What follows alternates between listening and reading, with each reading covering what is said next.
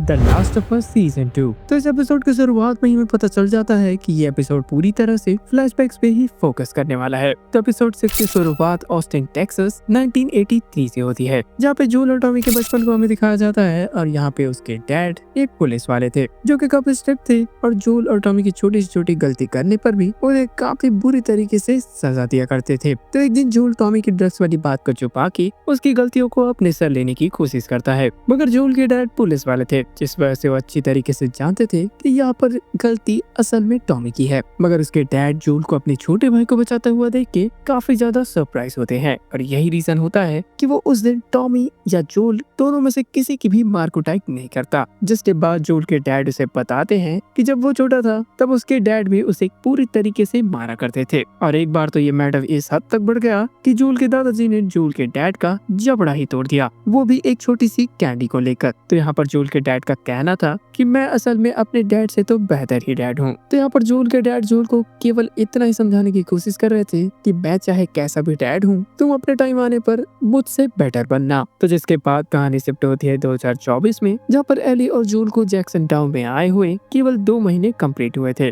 यहीं पे हमें बताया जाता है कि आज एली का बर्थडे है, जिस वजह से जूल ने सच से डील करके एली के लिए एक बर्थडे केक बनवाया था। इसके साथ साथ जूल ने एली के बर्थडे के लिए खुद से रिस्टोर किया हुआ एक गिटार भी दिया। और यहाँ पर एली के केक वाले रिएक्शन को देख के ऐसा लगता है कि इस पोस्ट एपोकैलिप्टिक दुनिया में एली को बर्थडे सेलिब्रेशन जैसी चीजों का बिल्कुल भी एक्सपीरियंस नहीं था, जिस वजह से वो केक को ऐसे ही हाथ में पकड़ के ही खाने लगती है। 1 year later, इसके अगले साल एली के 16 बर्थडे पे जूल उसे सरप्राइज देने के लिए एक म्यूजियम लेके जाता है। और यहाँ पे एली के डायनासोर और स्पेस वाले इंटरेस्ट को देखते हुए जूल ने बर्थडे सरप्राइज के लिए इसी जगह को बेस्ट माना। तो जूल ने एली के हर वो पसंद की चीजें यहाँ पे इंक्लूड की थी। इसे एक्सपीरियंस करने के बाद एली की खुशी का ठिकाना ही नहीं रहा और एली को इतना ज्यादा एंजॉय करते हुए देख के जूल भी काफी ज्यादा खुश हो रहा था। और साथ ही साथ जूल के मन में ये भी चल रहा होगा कि वो अपने डैड से तो बेटर ही डैड बन रहा है। और देखा जाए तो एली और जूल के लाइफ में ये सबसे ज्यादा हैप्पीनेस भरा दिन था। जिसके बाद एक और साल का हमें टाइम जंप देखने को मिलता है और इस बर्थडे तक आते आते एली का जूल पे भरोसा धीरे धीरे खत्म होने लग गया था, क्योंकि एली को ऐसा लग रहा था कि जूल जरूर कुछ न कुछ सॉल्ट लेक सिटी वाले हॉस्पिटल इंसिडेंट्स के बारे में उससे छुपा रहा है। तो हर साल की तरह इस साल वाले बर्थडे पे भी सच से कहकर एली के बर्थडे के लिए केक जूल प्रिपेयर करके जैसे ही घर पे लाता है, यहाँ पर जूल का सोचना था कि एली सरप्राइज होगी, मगर जैसे ही वो एली के कमरे में जाता है जूल खुद ही सरप्राइज हो जाता है। यहाँ पर एली और कैट दोनों ही एक दूसरे के साथ अपना प्राइवेट मोमेंट एंजॉय कर रहे थे, जिसे देखने के बाद जूल काफी ज्यादा शॉक्ड हो जाता है और उसे बिल्कुल भी समझ नहीं आता कि इस मोमेंट पे वो कैसे रिएक्ट करे। इसके साथ ही जूल जैसे ही एली के हाथों पे वो मौत का टैटू देखता है, जूल पूरी तरीके से बौखला जाता है। लेटर आगे हमें बताया जाता है कि जूल को गैल से पता चलता है कि मौत असल में डेथ को रिप्रेजेंट करता है। देखते ही देखते जूल और एली के बीच धीरे धीरे दूरियां बढ़ने लगी और उन दोनों के बीच बातचीत भी बहुत कम होने लगी। इधर एली भी अपने डैड के घर को छोड़ के पास के गैराज में शिफ्ट हो जाती है। जिसके 1 साल बाद एली के 19 बर्थडे पर अब एली पूरी तरीके से ठान चुकी थी कि वो सॉल्ट लेक सिटी हॉस्पिटल वाले इंसिडेंट्स के बारे में पूरी की पूरी सच्चाई जूल से निकलवा के रहेगी। और इस सच्चाई को सामने लाने के लिए एली ने जूल के लिए बहुत सारे क्वेश्चंस प्रिपेयर करके रखे थे। तभी वहाँ पे जूल पहुँच के एली को गुड न्यूज देता है कि वो एली के 19 बर्थडे पे उसे पेट्रोलिंग पे लेके जाएगा। फिर तो एली थोड़ी देर के लिए उस सॉल्ट लेक सिटी वाली प्रोग्राम को तो भूल ही जाती है और वो सीधे पेट्रोलिंग के लिए निकल जाती है। तो जूल और एली जब पेट्रोलिंग पे थे तब इन्हें पता चलता है कि कुछ इन्फेक्टर्स ने यूजीन और एडम पे अटैक कर दिया। जिसके बाद एली के इंसिस्ट करने पर जूल उसे लेकर यूजीन की मदद करने के लिए निकल जाता है। तो अटैक वाली लोकेशन पे पहुंचते ही इन्हें पता चलता है कि एडम तो वहीं पे मारा गया और रहा सवाल यूजीन का, तो यूजीन को भी एक इन्फेक्टर्स ने काट लिया। तो यूजीन ने जूल के सामने अपनी आखिरी पेश रखी कि वो मरने से पहले अपनी वाइफ गैल का लास्ट बार चेहरा देखना चाहता है, जिसके लिए जूल तो साफ साफ मना कर देता है, मगर एक बार फिर से एली के कहने पर जूल मान जाता है। जिसके बाद जूल एली को भेज देता है घोड़े लाने के लिए। इसके साथ साथ वो एली से ये भी प्रॉमिस करता है कि वो उसके आते तक यूजीन को कुछ भी नहीं करेगा, मगर जूल बीइंग जूल वो एली के जाते ही यूजीन को लेक के किनारे ले जाके मार देता है। और जिसे देख के एली काफी ज्यादा शॉक्ड हो जाती है और उसके मन में कहीं न कहीं जो डाउट था सॉल्ट लेक सिटी वाले इंसिडेंट्स को लेकर, वो पूरी तरीके से कंफर्मेशन में भी बदल जाता है। तो यूजीन की बॉडी को गेल को सौंपने के बाद जूल गेल से झूठ बोल रहा होता है कि यूजीन ने खुद जैक्सन टाउन वापस आने से मना किया था। इसके साथ साथ यूजीन के कहने पर ही मैंने उसे मारा था। मगर एली जूल की झूठी बातों से अब पूरी तरीके से तंग आ चुकी थी और वो गेल के सामने चिल्ला के बोलती है कि जूल सब कुछ झूठ बोल रहा है। इसके साथ ही एली ये भी बताती है कि यूजीन के काफी ज्यादा मिन्नतें करने के बावजूद जोल ने उसे मार दिया। जिसके बाद फिर क्या था, गेल जोल को मार देती है एक थप्पड़ और उसे वहाँ से जाने के लिए कह देती है। जिसके बाद एक बार फिर से हमें 9 महीने का टाइम जंप दिखाया जाता है और अब हम उस दिन पे आ चुके हैं जिस दिन की न्यू ईयर पार्टी में जोल ने सेथ को धक्का मारा था। तो न्यू ईयर ईव पे हुए उस इंसिडेंट के बाद एली जैसे ही अपने घर की तरफ जाती है वो नोटिस करती है कि घर के बाहर बैठा हुआ जोल अपने हाथ में गिटार लिए हुए उसे बजा रहा था। तो शुरुआती एपिसोड में हमें दिखाया गया था कि एली ने दूर से ही जोल को देख के उसे इग्नोर करते हुए घर के अंदर चली गई, मगर यहाँ पे हमें दिखाया गया कि उनके बीच काफी लंबी और तगड़ी कन्वर्सेशन हुई थी। तो अब यहाँ पर एली का जोल से सीधा सवाल था कि यूजीन को मारने से पहले वाला जो एक्सप्रेशन जोल के चेहरे पे था, ठीक वही एक्सप्रेशन सॉल्ट लेक सिटी के इंसिडेंट के होने के बाद एली से बात करते वक्त था। इसका मतलब साफ है कि उस दिन भी जोल झूठ बोल रहा था। तो अब जोल अपनी बेटी यानी एली से और ज्यादा झूठ नहीं बोलना चाहता था, जिस वजह से वो अपने दर्द भरे एक्सप्रेशन से ही बता देता है कि हाँ वो सब झूठ था और उस दिन हॉस्पिटल में कोई भी रीडर्स का अटैक नहीं हुआ था। इन्फेक्शन का क्योर बनाने के लिए एली की जान जाने वाली थी और इस बात का पता चलते ही जोल ने एली को बचाने के लिए वो हर चीजें की जो उसे जायज लगी। इसके साथ साथ जोल एली से कहता है कि अगर उसे दूसरा मौका मिले एली को बचाने के लिए तो वो हर बार वही दोहराएगा। जवाब में एली जोल से कहती है कि वो एक नंबर का सेल्फिश इंसान है, जिसके जवाब में जोल एली से कहता है कि तुम नहीं समझोगी कि एक बाप का प्यार क्या होता है। इसके साथ साथ वो अपने बाप के कहे हुए उस लाइनों को भी दोहराता है कि जब भी तुम्हें पेरेंट बनने का मौका मिले तुम मेरे से भी अच्छा पेरेंट बनना। और इतना सुनते ही एली जोल से कहती है कि थोड़ा टाइम लगेगा मगर मैं आपको माफ करने की कोशिश जरूर करूंगी। जिसके बाद ये स्टोरी वापस से प्रेजेंट टाइम पे आती है, जहाँ पर एली नोरा को मारने के बाद वहाँ से बाहर निकल के सीधे जेसी और डीना से मिलने चली जाती है। और गाइस यहाँ पे लास्ट ऑफ अस सीजन 2 का एपिसोड 6 एंड हो जाता है।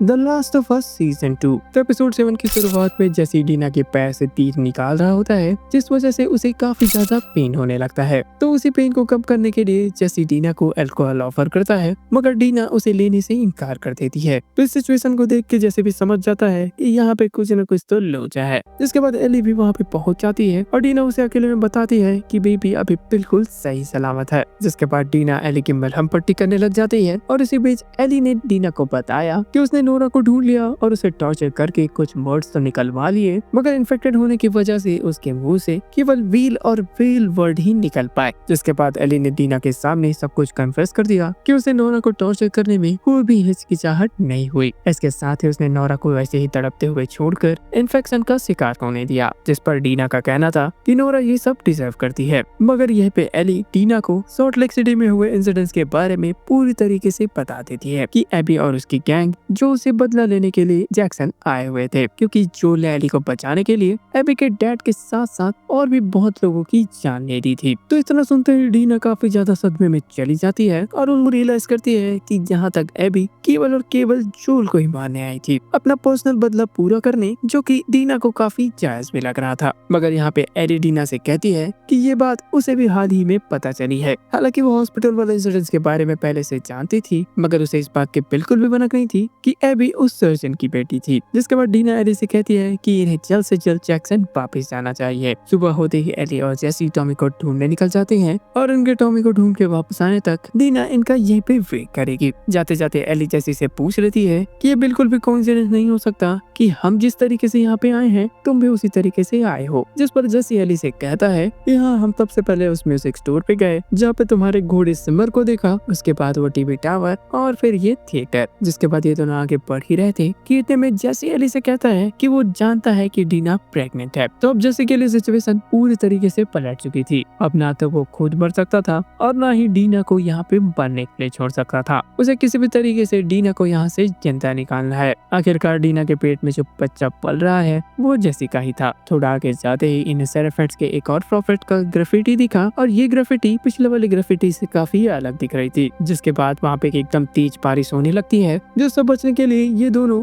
एक गैराज में छुप जाते हैं, जहाँ पे इन्हें कुछ WLF के सोल्जर एक सेरेफेट बच्चे को काफी ज्यादा टॉर्चर कर रहे थे। एली यहाँ पे उस बच्चे की मदद करना चाहते थे, मगर जैसे उनके नंबर्स को देख के उसे रोक लेता है। इधर हमें बताया जाता है कि WLF किसी बड़े अटैक की प्लानिंग कर रहा है। WLF के कमांडर ने आइजैक को बताया कि WLF के एक लार्ज नंबर ऑफ सोल्जर्स इस अटैक वाली प्लानिंग से काफी ज्यादा नाखुश हैं और आइजैक का भी मानना था कि ये दोनों सुबह तक इस लड़ाई में मारे जाएंगे। तभी आइजैक कमांडर से कहता है कि लड़ाई शुरू होने से पहले इन्हें जल्द से जल्द एबी और उसकी गैंग को ढूंढना होगा। जिस पर कमांडर एलिस कहती है कि फिलहाल एबी और उसका पूरा ग्रुप अभी मिसिंग है और एबी में ऐसा रखा ही क्या है जिसके लिए आइजैक इतना ज्यादा टेंशन ले रहा है। कमांडर एलिस सीधे तौर पे आइजैक से ये पूछ लेती है कि कहीं आइजैक एबी से प्यार वार तो नहीं करने लग गया। मगर ऐसा नहीं था। आइजैक का यहाँ पर सीधे तौर पे मानना था कि एबी ही वो शख्स है जो कि इन दोनों के बाद WLF की कमान संभाल सकती है। अगर इस लड़ाई में आइजैक और कमांडर एलिस मारे जाते हैं तो WLF की बागडोर संभालने के लिए कोई परफेक्ट कैंडिडेट तो होना ही चाहिए और यही रीजन है कि आइजैक एबी को बहुत ज्यादा मानता था। इधर एली और जेसी जैसे बुक स्टोर पहुंचते हैं वहाँ पे टॉमी का इन्हें नामो निशान नहीं मिलता। जिसके बाद एली वहीं पे पड़े एक चिल्ड्रन बुक को उठा लेती है ताकि वो डीना की होने वाली बेबी को ये दे सके, जो कि जेसी भी देख रहा था और वो इस चीज से काफी ज्यादा इम्प्रेस होता है। और यहाँ पे बातों बातों में ही जेसी एली से कह देता है कि हालांकि वो डीना से प्यार तो करता है मगर उतना नहीं जितना तुम मुझसे करती हो। जेसी को एक बार सच्चा प्यार हुआ था मगर उस प्यार को पाने के लिए जेसी को काफी बड़ी कीमत यानी जैक्सन को छोड़ के उनके साथ जाना पड़ता और इतनी बड़ी कीमत जेसी बिल्कुल भी नहीं चुका सकता था। और यही रीजन है कि जेसी ने अपने सच्चे प्यार की कुर्बानी देकर जैक्सन टाउन को चुना। और तभी WLF का वॉकी टॉकी बजने लग जाता है और उसमें मैसेज आता है कि कोई स्नाइपर WLF के सोल्जर्स को मार गिरा रहा है, जिससे जेसी और एली को तो क्लियर हो जाता है कि ये पक्का टॉमी का ही काम है। इसका मतलब साफ था कि टॉमी को मदद की जरूरत थी। तो टॉमी तक पहुंचने का रास्ता देखने के लिए वो फौरन ऊपर की ओर चले जाते हैं, जहाँ पे एली की नजर किनारे पे बने हुए एक एक्वेरियम, इसके साथ ही उस एक्वेरियम के बाहर एक बहुत ही बड़ा रिंग नुमा झूला था और तो और उस एक्वेरियम के दीवार पे एक बहुत ही बड़ा व्हेल बना हुआ था। मतलब व्हेल एंड व्हेल। नोरा इसी जगह के बारे में बात कर रही थी और अब एली को भी क्लिक हो गया था कि एबी उसे इसी जगह पे मिलने वाली है। जिसके बाद एली जेसी से कहती है कि हमें टॉमी की चिंता करने की जरूरत नहीं है, वो अपने आप को काफी अच्छे तरीके से सेफ रख लेंगे और हमें एबी को मारने के प्लान में लग जाना चाहिए। इतना सुनते ही जेसी का दिमाग खराब हो जाता है कि कोई इतना मतलबी कैसे हो सकता है। और यहीं पर जेसी एली को बताता है कि उसने वोटिंग के दौरान एली के खिलाफ वोट किया था क्योंकि वो अच्छे तरीके से जानता था कि समय आने पर वो कम्युनिटी तो दूर की बात वो अपने मतलब के ही काम में लग जाएगी। और ये सुन के एली भी जेसी के ऊपर काफी ज्यादा गुस्सा करने लग जाती है। इसके साथ ही वो उसे कहती है कि तुम्हारा कम्युनिटी का सपोर्ट और ये गुड बाय वाला बिहेवियर तब कहा गया था जब WLF के सोल्जर उस सेराफाइट बॉय को टॉर्चर कर रहे थे। तुम मुझे सेल्फिश कह रहे हो बल्कि सेल्फिश तो तुम खुद भी हो। आखिरकार एली के लिए उसकी कम्युनिटी, इसके साथ साथ उसकी पूरी की पूरी दुनिया केवल जोल और उसके इस दुनिया को एबी ने पूरी तरीके से उछाड़ दिया। इसके बाद इन दोनों के बीच ये डिसाइड हुआ कि ये दोनों एक दूसरे के अपोजिट जाएंगे। इसका मतलब कि जेसी चला जाएगा टॉमी की मदद करने के लिए और एली चली जाएगी एबी से बदला पूरा करने के लिए। जिसके बाद एली पोर्ट ढूंढने के लिए किनारे पे चली जाती है और वहाँ पे वो देख के हैरान हो जाती है कि आइजैक बहुत सारे सोल्जर्स को लेके पास के ही आइलैंड पे अटैक करने के लिए जा रहा है। तो सबके वहाँ से निकलने के बाद एली भी मौका देख के एक छोटी सी बोट को लेके वहाँ से एक्वेरियम की तरफ निकल जाती है। मगर मौसम होता है काफी ज्यादा खराब और लहरों के कारण एली उसी आइलैंड पे पहुंच जाती है। तो इससे पहले कि एली कुछ रिएक्ट कर पाती वापस सेराफाइट्स आकर उसे सूली पे चढ़ाने के लिए लेके चले जाते हैं, जिसे देख के एली काफी ज्यादा घबराने लगती है और वो उन्हें काफी ज्यादा समझाने की कोशिश भी करती है। पर इससे पहले कि ये लोग एली को पूरी तरीके से मार पाते इन्हें किसी से खबर मिलती है कि इन पर अटैक हो चुका है, जिस वजह से सेराफाइट्स एली को वहीं पे छोड़ देते हैं और अपने आइलैंड को बचाने के लिए चले जाते हैं। तो वहाँ से बचने के बाद एली उसी बोट को वापस से लेके एक्वेरियम की तरफ निकल जाती है। तो एक्वेरियम की तरफ जाते हुए एली ने उस आइलैंड पे देखा WLF और सेराफाइट्स के बीच एक बहुत ही बड़ी जंग हमें देखने को मिल रही है। मगर एली बीइंग एली उसे इस बात से घंटा फर्क नहीं पड़ता। जिसके बाद एली जैसे एक्वेरियम के अंदर जाती है वो नोटिस करती है कि हाल ही में यहाँ पे किसी की मरहम पट्टी का काम हुआ है। जिसके बाद एली को किन्हीं दो लोगों की बात करने की आवाज आती है और एली जैसे ही छुप के देखती है तो हमें दिखाया जाता है कि वहाँ पर ओवन और मेल एक दूसरे से बात कर रहे थे। जिसके बाद एली ने उन दोनों के ऊपर कन तान के एबी का डायरेक्ट पता पूछा और वो दोनों एली को देख के काफी ज्यादा हैरान थे कि आखिरकार ये कहाँ से आ गई। तो एली ने जूल के ही बताए हुए ट्रिक को यूज करके उन दोनों को मैप पे वो सेम लोकेशन मार्क करने के लिए कहा जहाँ पे एबी हो सकती है। अगर उन दोनों ने सेम जगह पे पॉइंट किया तो एली उन दोनों को जाने देगी और वो खाली एबी के पास जाएगी। जिसके बाद ओवन मैप लेने के बजाय पास में ही रखे गन की तरफ अपना हाथ जैसे ही बढ़ाता है तभी रिफ्लेक्स में एली के हाथों से वो गन फायर हो जाती है। तो एली की गन से निकली हुई गोली ओवन की बॉडी के आर पार जाकर मेल के गर्दन को चीरते हुए निकल जाती है। मतलब 1 बुलेट एंड 2 एनिमी डाउन। तो मेल जैसे ही जमीन पे गिरती है एली को उसे देखने के बाद रियलाइज होता है कि मेल तो यहाँ पे प्रेग्नेंट थी। तो मेल ने मरने से पहले एली से कहा कि वो चाकू लेके बच्चा उसके पेट से बाहर निकाल दे ताकि एटलीस्ट उसका बच्चा तो जिंदा बच जाए।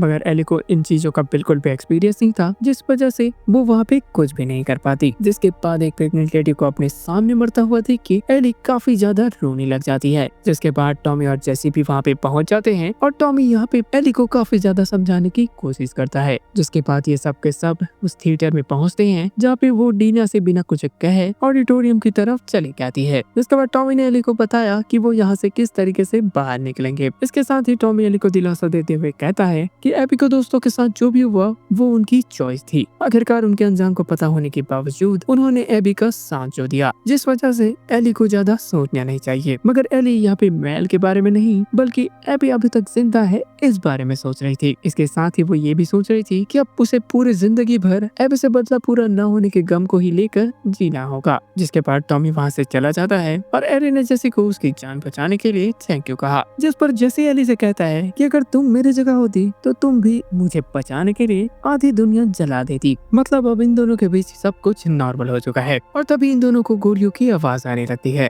जिसका पीछा करते हुए ये लोग जैसे ही ऑडिटोरियम के बाहर जाते हैं कहीं से सीधे एक गोली आती है और वो जेसी का काम तमाम कर देती है। मतलब जेसी का कैरेक्टर यहाँ पे ओवर हो जाता है। एली अपने सामने एबी को देख के काफी ज्यादा चौंक जाती है क्योंकि एबी ने टॉमी के ऊपर गन तान रखी थी और यहाँ पे एबी भी एली को वहाँ पे देख के काफी ज्यादा हैरान हो जाती है। एली एबी से कहती है कि वो सबको जाने दे, उसके दोस्तों के साथ जो भी हुआ तो उसके पीछे केवल मैं जिम्मेदार हूँ। इसके साथ साथ एली एबी से ये भी कहती है कि वो अब जान चुकी है कि एबी ने जोल को क्यों मारा। एली एबी से काफी ज्यादा रिक्वेस्ट करने लगती है कि वो बाकियों को जाने दे और एली से अपने दोस्तों का बदला पूरा कर ले। तो एली की बातें सुन के एबी को अपने आप में ही काफी ज्यादा गुस्सा आता है कि मैंने उस दिन एली को जिंदा छोड़ के काफी बड़ी गलती कर दी। जिसके बाद वो काफी ज्यादा गुस्से में आ जाती है और वो एली के ऊपर गन तान देती है। जिसके बाद स्क्रीन जैसे ही ब्लैंक जाती है हमें एक गोली की आवाज सुनाई देती है और यहाँ पर क्या हुआ ये तो हमें सीजन 3 में ही पता चलेगा। ऑब्वियसली भाई एली तो किसी तरीके से बच ही जाएगी। जिसके बाद सीन शिफ्ट होकर सीधे फ्लैशबैक पे चला जाता है यानी सिएटल